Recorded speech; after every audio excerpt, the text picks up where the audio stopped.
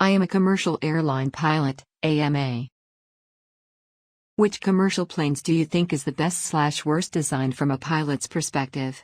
Are there any military or special use craft that you think would convert well to commercial use? Man, that's not an easy one to answer. I don't even know where to start on this one really.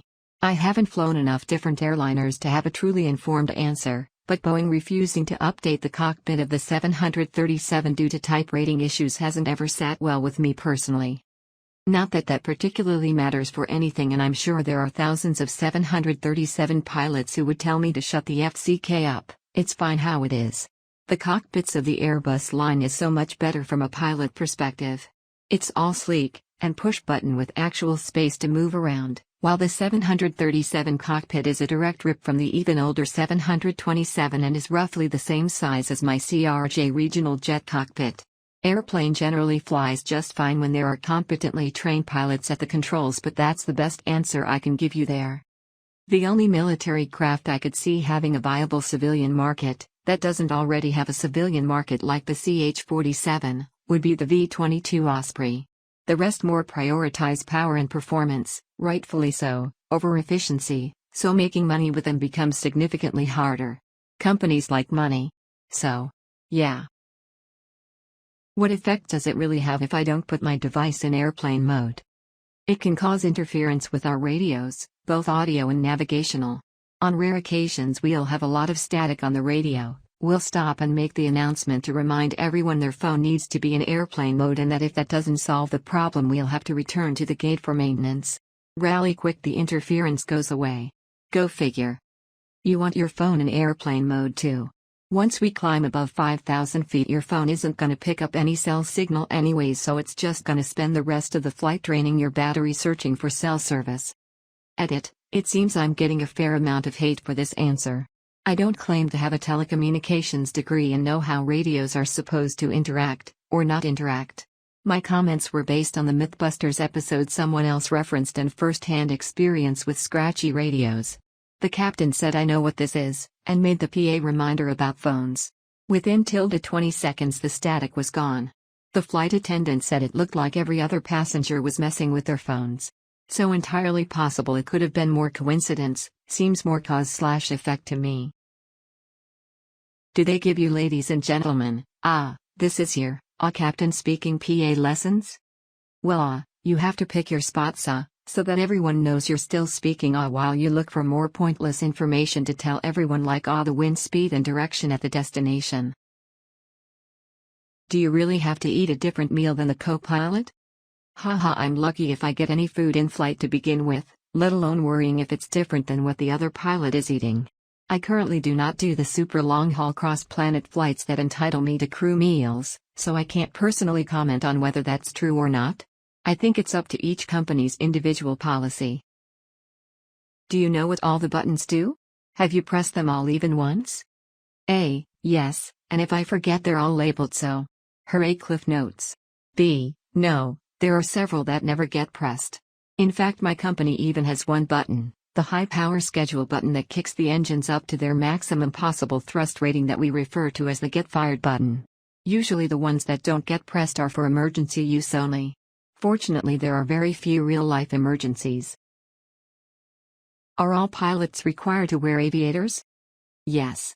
It's hidden deep within Federal Aviation Regulations 14 CFR 121.682, and all pilots are briefed on it when they're in their new hire initial training.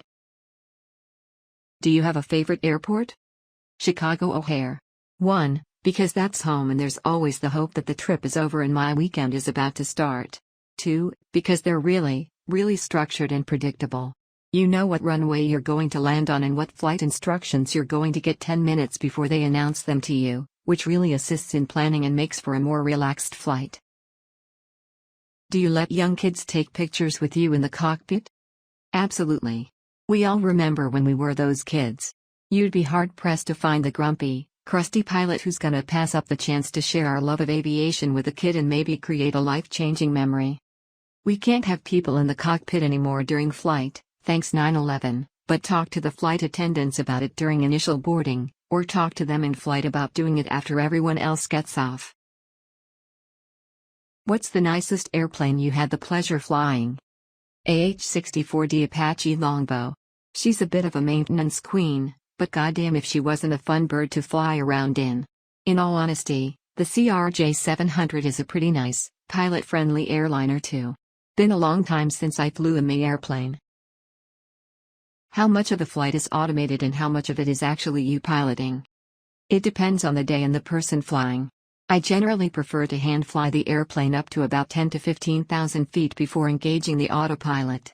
Then you turn it off when you're landing. So on a day when it's nice and you feel like flying, figure 30 to 40% of the flight is hand flown, the rest is autopilot. Some days you don't feel like working as much and turn it on earlier and off later, but it's always off for takeoff and landing. Other people turn the autopilot on when you're 600 above the ground, our company standard minimum AP engagement altitude, then snap it off when we're 200 above the ground, so they fly on autopilot for 95% of the flight. I fly on mostly Airbus planes and generally sit towards the front. As we are on final approach, maybe 2 to 3,000 feet up, I always hear a warning bell of some sort from the cockpit. What is that signifying? You're probably closer to the ground than you think and in reality probably only 1,000 to a few hundred feet above the ground. My guess would be that's the autopilot disconnect alert and you're hearing the audio warning associated with the pilots taking manual control of the airplane for landing. Can't say with 100% certainty, but that would be my best guess. How was your first flight? Fun as hell. Had an instructor fly us up and down the Chicago skyline when I was in high school. Doomed me to a career in aviation right then and there. I'm 16 and I want to become a pilot. I know the basics of how an airplane works and I know the function of every button in a 737 cockpit. Is there any tips you have for me and for others that also want to be a pilot? Congrats, man. Biggest tip would be to map out your desired end state and figure out what steps you need to take to get there. It'll keep you from getting distracted, or pulled off track, or even just getting lazy and comfortable. Do some reverse planning, i.e., generic example, not my personal goals. I want to work for FedEx. Mountain Air Cargo has a feeder program to FedEx. To get to Mac I need 1,500 hours. I will flight instruct to get those hours. To instruct I need my CFI and commercial license. Before that I need to get my private. I can go to _X_ school to get those licenses. I need _Y_ grades to get in, and _Z_ grades to qualify for scholarship. I need to buckle down and study, etc. What's your opinion on people who applause after landing? I know other passengers hate that and think they're fools, but I mean, most of us pilots have huge egos from doing what we do. We're up front there probably applauding ourselves in our own heads. Either that or cringing at how we fucked up that landing, better do better next time. So, whatever, thanks for the support I guess. Haha. More nervous taking off or landing typically? Nervous on neither really. Landings are the more stressful I suppose if you force me to choose one. Takeoffs are pretty uneventful, you push the thrust levers forward and hope nothing breaks. Landings are the most fun part of the trip. It's the chance to hand fly the plane like I've done my whole career prior to the airlines. I always take it as a personal challenge to try to get the smoothest landing possible. I don't necessarily always succeed, but I like to think even my personal bad landings are no worse than average. That said, sometimes the weather around the airport can get a little dicey and you're jockeying the power levers and trying to stay on the glide path through bumpy and gusty crosswinds that are trying to push you off the runway alignment. I personally refer to those as rodeo approaches because you've got to tame the bucking airplane the whole way down. Do you trust the FAA to put safety first? It seemed apparent that after the first 737 MAX crash that pilots were speaking up about issues. Then the second happened and they still didn't take action. It feels like they were shamed into grounding planes by other authorities unilaterally taking action before them. There are other instances but the MAX one seems most topical and relevant. For the most part, the FAA is just a collection the same overtasked government workers you'll find in every branch of government, only these ones care and know more about aviation. They do their best, but they're also all humans who can get burnt out, overworked, and sometimes lose interest. There's just not enough people to respond to every single report that comes in. Especially since I'm guessing a lot of the complaint reports went to a wide smattering of individuals and everyone was so busy there was no sit-down meeting for everyone to compare notes. Hard to get everyone on the same page of the playbook if one person is talking baseball while another is talking hockey. How do you start a commercial plane? I mean, is there a key turn or like a button you push? Push some buttons, move some levers in the proper sequence. Microsoft Flight Sim is almost distressingly accurate, and directly contributed to the guy stealing one of Horizon's Dash 8 planes a summer or two ago out of Seattle. He died. You might remember. How long does it cost to get licensed? And how much? How long did it take before you landed working on a commercial airline? It takes a while and costs a bit.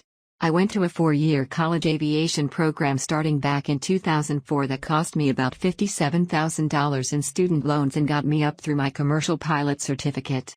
If you go through a Part 141 flight school like that, you're eligible to get your ATP at 1,000 hours, instead of the 1,500 hours needed by most pilots. I chose option 3 and went military, so I was eligible at 750 hours flight time. The downside to my approach is it took me 10 years to get here. My college peers are several years ahead of me in their respective careers with United, American, Delta, Southwest, etc., though I am completely paid off on my student loan debt. Pick your poison basically. Time or dollar. It's gonna cost you a fair amount of both. How quickly, if you had to, could you start up your airplane and get airborne? Assuming like zombie apocalypse was happening, you're fueled and not waiting for clearance or taxi instructions. From cold, dark airplane to wheels up, assuming there's nothing in the way and we've already been pushed back from the gate. Call it maybe 10 minutes if you sped through the checklists and only hit the flight critical stuff. I understand they pay commercial pilots horribly and overwork you to a dangerous precedent. Any truth in that? This was 100% how things were as recently as 2013. A regional airline first officer could expect to make $16,000 to $20,000 per year and probably be on food stamps. This all changed though after Culkin Air 3407 crashed in Buffalo and killed everyone on board because the pilots were overtired and not paid enough to have gotten a hotel the night prior. Since then, in 2014 Congress and the FAA enacted duty limit rules covered under Federal Aviation Regulation 117. We now have a maximum duty shift and a minimum 10-hour rest cycle. At any point if we feel unable to safely perform our duties we call our companies, inform them, and they are legally obligated to relieve us under fatigue rules. Also, Congress raised the minimum requirements. Previously only the captain needed to have his ATP, Airline Transport Pilot Certificate, with 1,500 plus flight hours, and the first officer could have just a commercial certificate in 250 hours. Now both pilots must have 1,500 plus hours and an ATP, which means the pool of available candidates shrank significantly. Nowadays even the first officer pay is enough to live on, pay your mortgage and buy groceries, and not have to have food stamps. If you click the AMA link in the original post I kinda delve into airline pay more deeply. I'm not rich, but I can pay my bills okay. It's worlds better than it was even a decade ago, so no complaints here. One more, when you get home, does your so call you captain? Sometimes, if I've been good. Or bad smile. Have you ever seen any UFOs or heard chatter over the radio about other crews seeing anything strange? I have not. Sorry. I think I've seen more shooting stars than the average person because I spend more time above the clouds, but that's it. I'm deathly afraid of flying, though I've done it a handful of times. Are there really backup engines for the backup engines? I was getting ready to fly home once and this ex-airplane mechanic told me that a couple of days before my flight, to chill me the fuck out. No, there are 2 engines and that's about it, minus the few existing 3 and 4 engine planes still in service, 747, A340, etc. The plane is capable of flying with a single engine operating, and honestly in the simulator that's what we spend probably 70% of the time training on. This simulator time happens every 9 months, so we do train for it. There is a third power source called an APU, Auxiliary Power Unit, that provides electricity and air conditioning. That actually is a small engine, but it's not a flying engine. It's more of a jet power generator than anything else. The mechanic was just trying to calm your anxiety, so good for him. Seriously though, we can fly just fine on a single engine, And even if that one were to fail for some reason, in the US you're pretty much always within gliding distance of a viable airport. Don't stress, we got this. What age would you consider to be too late for someone wanting to become an airline pilot? Probably early 50s. To get 1,500 flight hours, it's gonna take several years of flying, and mandatory airline retirement is age 65. There are other flight jobs out there for people older than that, however. Do you usually fly from the airport you live close to another airport and back? Or do you, also, go to multiple airports before going back? Do they provide a place to sleep if you're spending the night somewhere? Depends on the trip. Sometimes every other flight is in and out of our home base.